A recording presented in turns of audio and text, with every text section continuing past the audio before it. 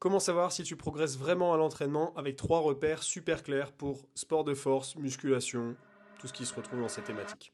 Repère numéro 1, le plus simple, le plus connu, c'est de savoir si tu as une progression de ta force. Même si dans certains sports comme la musculation body c'est un petit peu moins primordial, ça reste quand même un facteur et un indicateur très important, crucial. Il faut qu'il y ait une progression sur tes charges, ce qu'on appelle la surcharge progressive. Et dans les autres sports de force, évidemment par conséquent, crossfit ou même vrai sport de force pur, c'est très important. Et donc, l'idée étant tout simplement de savoir si tu fais plus de poids pour le même nombre de répétitions, ou que tu fais plus de répétitions avec la même charge, ou autre méthode, bref, que tu aies une progression de ta force. Deuxième repère, un peu plus simple, pour ceux qui ne veulent pas forcément utiliser des repères techniques comme ça, qui ne veulent pas forcément noter les choses, et qui peuvent aussi, par autre méthode, obtenir une progression assez simple, c'est utiliser les variations de temps de repos. L'idée assez simple, c'est que si tu fais la même chose, même série, même charge, même nombre de répétitions, mais que tu as moins de repos entre tes séries, techniquement, tu as amélioré tes perfs.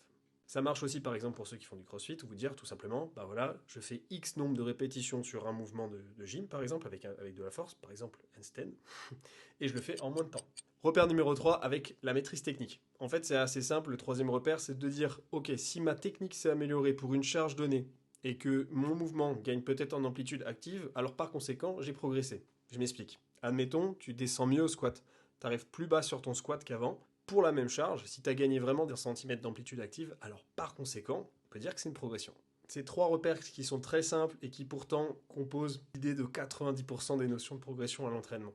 Donc si tu arrives à utiliser ces repères, à les placer peut-être sur ton carnet de notes, sur le téléphone, un truc assez simple à noter, ça va beaucoup t'aider et ça te permettra de voir si tu es dans la bonne direction. Et si tu as besoin de calculer ton volume d'entraînement idéal pour ta pratique, j'ai fait un calculateur intelligent et bonne nouvelle,